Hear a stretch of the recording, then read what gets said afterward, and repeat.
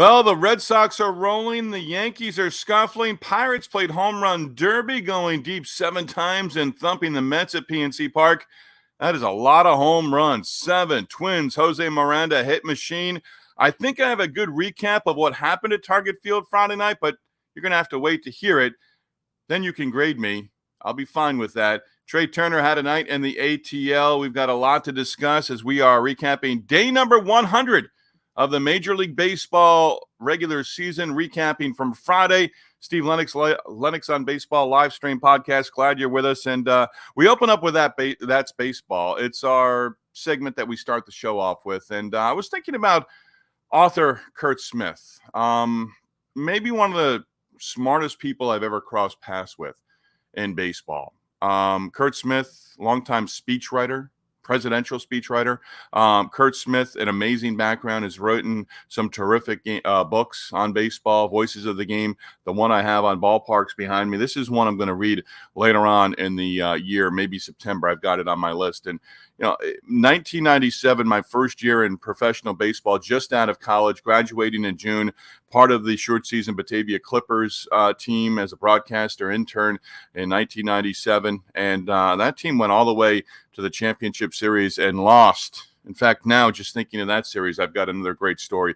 But Curt Smith came out part of Empire Sports that year in 1997 and interviewed me as a new broadcaster, an aspiring big league broadcaster at the time, and could not have been a nicer gentleman.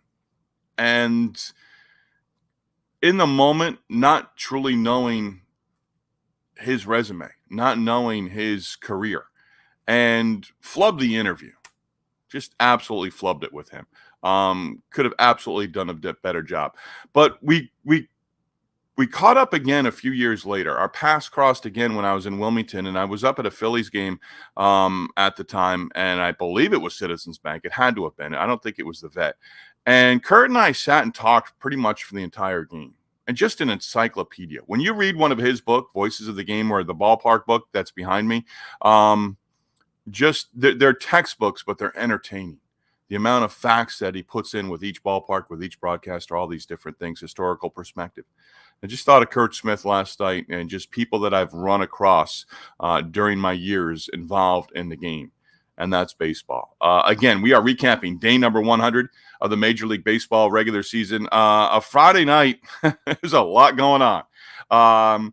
As I've said before, and before I recap Red Sox Yankees, I do recap each and every Red Sox game now with a Locked On Red Sox postcast, part of the Locked On Sports Network, part of Locked On Boston as well. So you can find that via X. You can find that on the YouTube channel as well. That's a lot of fun to do. So is this.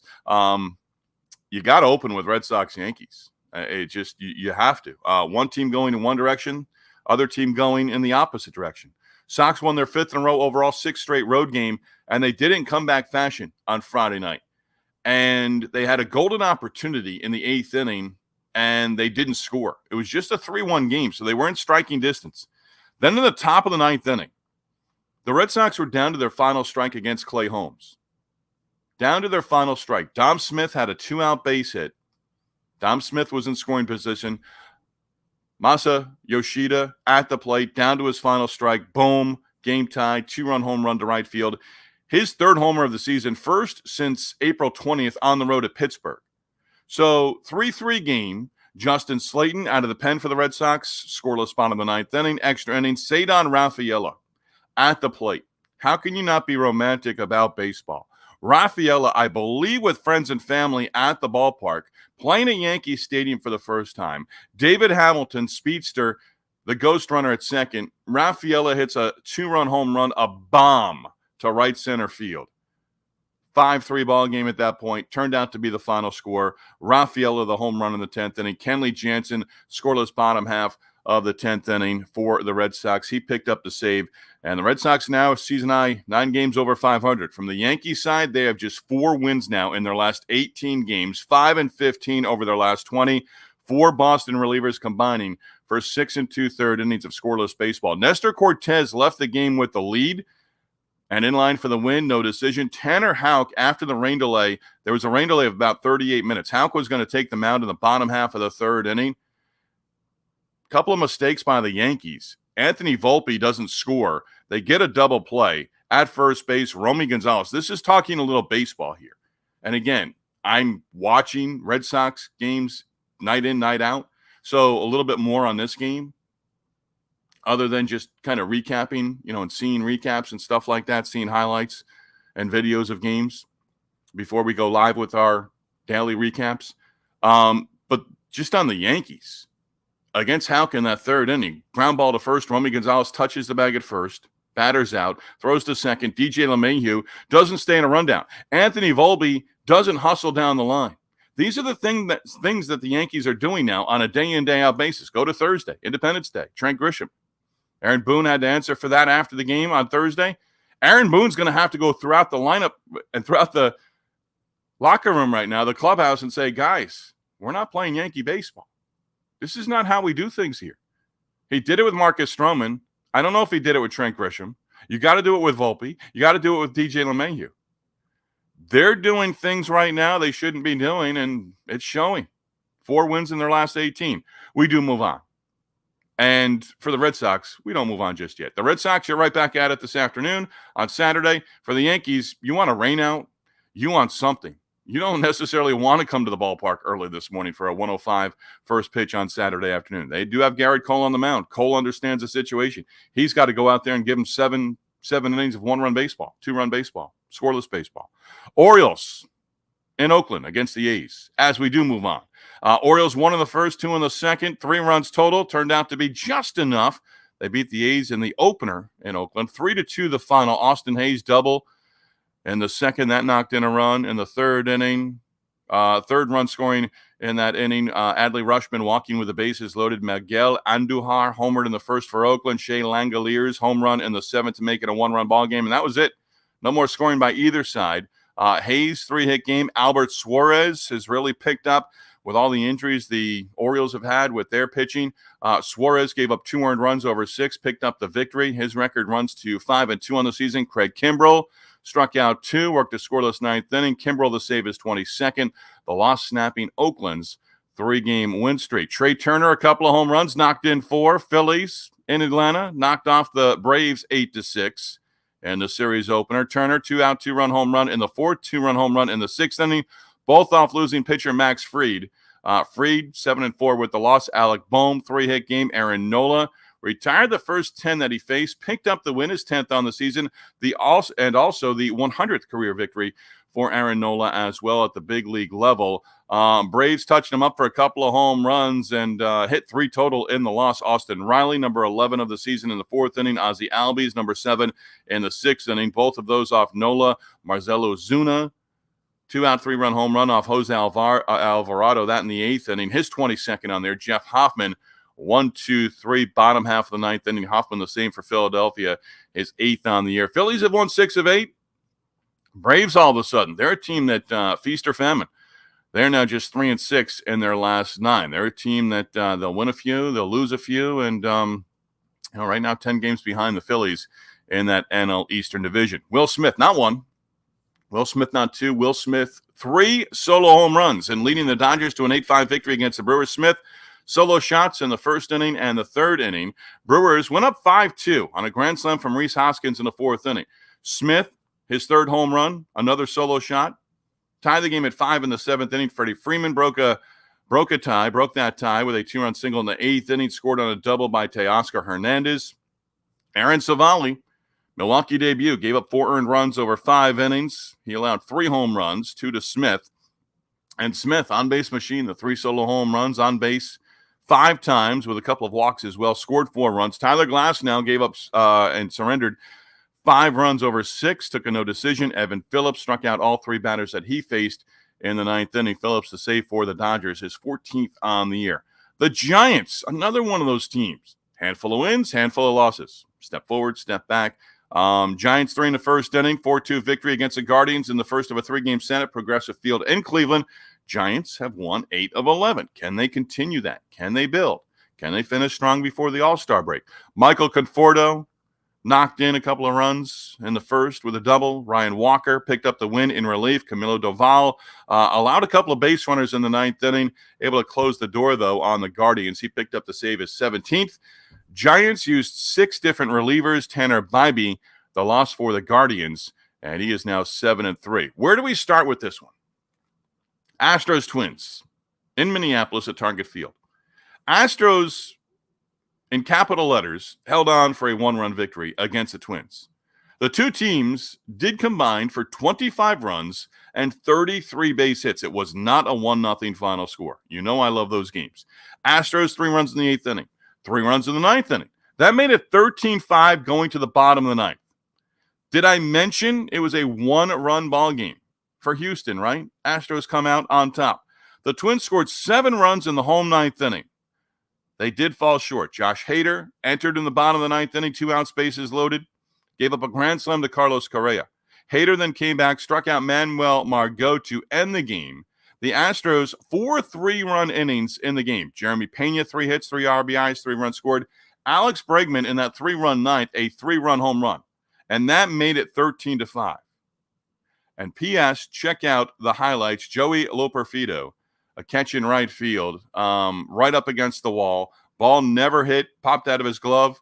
Ball never hit the wall. Never scraped the wall, able to make the catch on the ground. That was a pretty neat catch. Check that one up from the Astros right fielder, Joey Loperfido. So, a lot of runs. Minnesota, 7 runs in the bottom of the 9th inning against the Houston bullpen. The Astros managed to hold on for the victory. Again, 25 runs, 33 hits combined for the Twins and Astros. I'll take the under. I'm not going to bet it, but I would take the under for Saturday in that series. Mariners opened up their home set with the Blue Jays, 2-1 victory Friday night for the M's. Luis Castillo gave up just a run on a solo home run from Kevin Kiermaier. Castillo struck out 8 over 6 and 2/3 innings for the win. He's now 7-9. Brooks Raley knocked in both runs for the Mariners. He had a 2-run double in the 3rd inning. The Blue Jays managed just 2 hits in the game.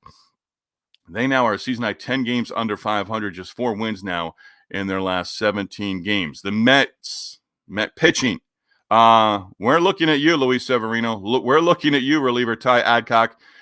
Mets pitchers gave up 7 home runs to the Pirates on Friday night. Severino and Adcock both gave up 3 apiece. Pirates beat the Mets 14-2. Before the home runs, let's not forget Paul Skeens picked up the victory. He is now 5-0. Skeens, 7 innings, solid in his outing, 8 strikeouts, gave up 4 hits, including a home run, and walked 2. Home run derby. Rowdy Tellez, Jack Sawinski, both homered in the 4th. Brian Reynolds, 2-run home run in the 5th. Brian Reynolds, grand slam in the 7th inning. Yasmani Grandal, solo shot in the 8th inning. Michael A. Taylor, solo home run in the 8th inning. Tellez, 2nd home run of the night and 2nd grand slam of the game for the Pirates. Also late in the game, 7 home runs, 2 for Reynolds, 2 for Tellez. Grand slams for both players. First time in Major League Baseball history where 2 teammates had 2 home run games, and both with a grand slam as well. Rangers turned in a 3-0 shutout. The Rangers with a shutout win against the Rays Friday night in Arlington. 9th shutout win of the season. 9th for the Rangers. Michael Lorenzen combining with 4 relievers to blank Tampa Bay. Lorenzen gave up just 1 hit over his 5 innings of work. Did walk 5 in his outing. Struck out 4. Lorenzen 5-4 with the victory for Texas. Corey Seager broke a scoreless tie. Seager 2-run double in the 3rd, scored on a base hit by Nathaniel Lowe. Lowe facing his brother for the first time this season. At that point, Lowe's base hit made it 3-0. Positive for the Rays, Shane Baz, season debut. Remember Shane Baz? That's a guy you kind of forget about. He struck out 6 over 6. Baz first start in the big league since July 10th of 2022, almost 2 years ago. Tommy John surgery in September of 2022. So the Rays are getting some pitchers back. But right now, 500 team. And a 500 team for the 19th time this year. Can they create a little separation? Can they go 2, 3, 4 games over 500 in the next couple of weeks before the All-Star break and even after the All-Star break through the end of the month? The Reds rally, falling short. After winning 3 in a row in New York against the Yankees, Reds returned home, lost to the Tigers Friday night 5-4. That's baseball. Jose Espinal grounded out against Jason Foley with 2 outs and 2 runners on base in the bottom of the 9th inning. Reese Olson shot in the arm, now 3-8 with the victory. Olson gave up 2 runs, just 1 earned, and he struck out 8. Tigers, 4 home runs, 2 from Colt Keith. Riley Green, 3 hits, 17th home run of the season as well. That came in the 7th inning. Keith Home run in the third, that made it 2-0. Two-run shot for Keith in the fifth, that made it 4-0. Tigers able to hold on for the victory. I'm not sure what's going on with the Rockies right now, but of late at least, they seem to be winning more than they're losing. Brenton Doyle, I like this guy. He's been producing of late for the Rockies. Broke a 2-2 tie. Doyle, two-run double in the eighth inning, and that ended up being the difference. Rockies beat the Royals 4-2 at Coors Field. Royals 1 for 12 with runners in scoring position, now 9-16 over their last 25. Got to, I believe, 10 games over 500, and they've just kind of been inconsistent over the course of the last few weeks. Kyle Freeland turned in another strong performance for the Rockies, made the start for Colorado. Freeland gave up 2 runs, just 1 earned over 7. Ended up with a no decision. Rockies end up with the victory against Kansas City. Wild ninth inning at Petco Park Friday night. Down 7-2 going to the ninth inning. Diamondbacks, 2 home runs. Went up 8-7. Alec Thomas, grand slam. Got the Diamondbacks to within a run. Randall Grishik, 2-run home run. Arizona up 8-7. Home ninth inning. Jurickson and Profar. National League All-Star, Jurickson and Profar. Tied the game with a home run. Later in the inning, Manny Machado, boom, 2-run home run. Ball game over. Walk-off victory for the Padres. 10-8 the final. Padres 12-3 over their last 15. 6 walk-off win of the season for the Padres. Remember, they had 3 straight walk-off victories just a few weeks ago. San Diego now season high 6 games over 500. San Diego hot of late. Red Sox similar. Can the Giants get over 500? Can the Rays get, stay 3-4, build that cushion and extend over 500? We'll see. Day baseball at Wrigley on Friday, nothing better. Cubs made it 2 wins in a row, beat the Angels 5-1 as they opened up a weekend series in Chicago. Justin Steele went the distance, 2-hitter, first career complete game for Justin Steele. Tip of the cap to him. Steele gave up just 2 hits, a couple of singles, struck out 7, walked 2, picked up his first win of the season. Seiya Suzuki, 2-run home run early on. Ian Happ contributing with an RBI single in the third, another RBI base hit for Happ in the 5th inning. The Angels won 6 straight. That had to feel good. Those positive vibes, rearview mirror.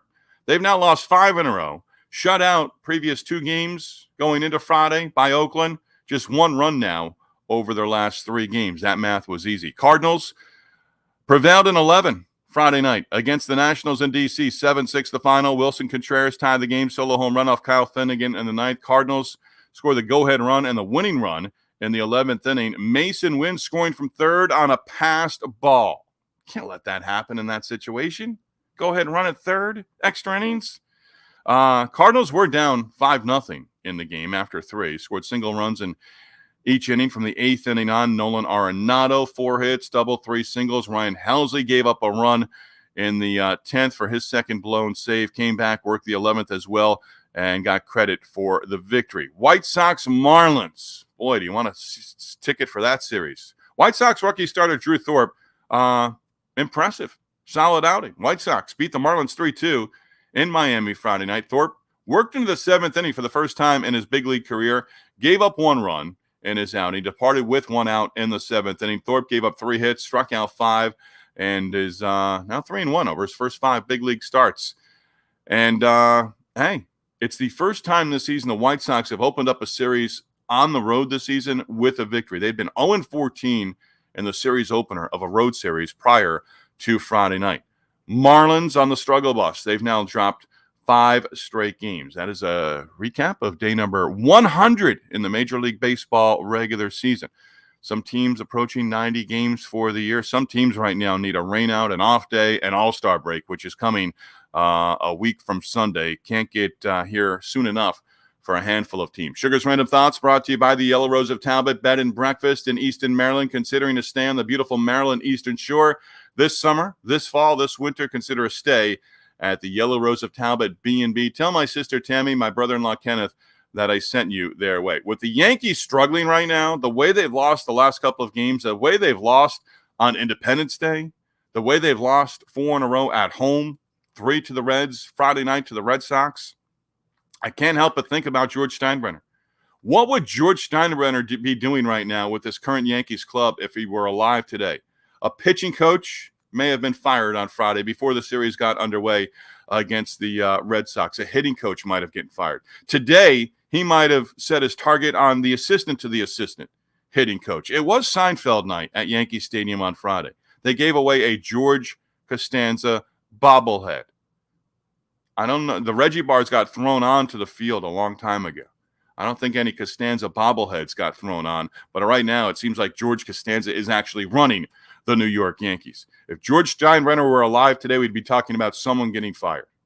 There's no doubt in my mind. He would have done something on Friday before the series got underway against the Red Sox. Trent Grisham might have been designated for assignment. That didn't happen. And Aaron Boone, like he had to do Thursday after the series finale against the Reds, still had to answer more questions about Trent Grisham on Friday. Now, if you go back and look at it, you might have to answer questions about DJ LeMahieu and Anthony Volpe on Saturday. Do the Yankees have enough in their farm system to make a big splash before or even at the trade deadline, which is later this month? We'll see. I would really like to see the Mariners start putting the ball in play more. And this is a legit question for you, okay? Legit question. No sarcasm here. When was the last time you swung a wiffle ball bat? That might be a challenge for you, for me. And I also have this question. Any idea on what a wiffle ball and wiffle ball bat cost right now? You know what I'm talking about. The yellow bat, ball at the end. You see them right before the checkout line. Go buy one online. Wiffle ball and a wiffle ball bat. Send me a video of you playing wiffle ball. I'll take it. That's a recap. Day number 100 of the Major League Baseball regular season. Follow us on X at LenoxOnBaseball, LenoxOnBaseball YouTube channel. Our daily recaps. The podcast also available wherever you get your podcasts as well. And our latest Locked On Red Sox postcast will come within minutes of the last out of today's Yankees-Red Sox game at Yankee Stadium at the Big Ballpark in the Bronx. That will be on within minutes of the last out as well. We do it on most days and nights. That's right. Former Aberdeen Ironbird intern Brian Holland sends us away.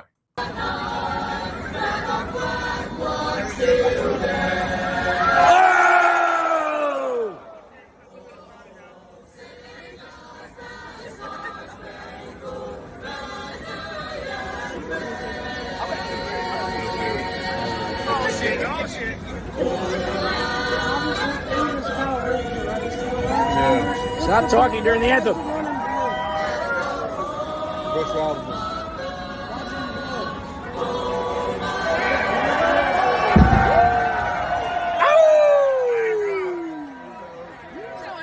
Go watch Steve Lennox's new podcast because Steve is the man.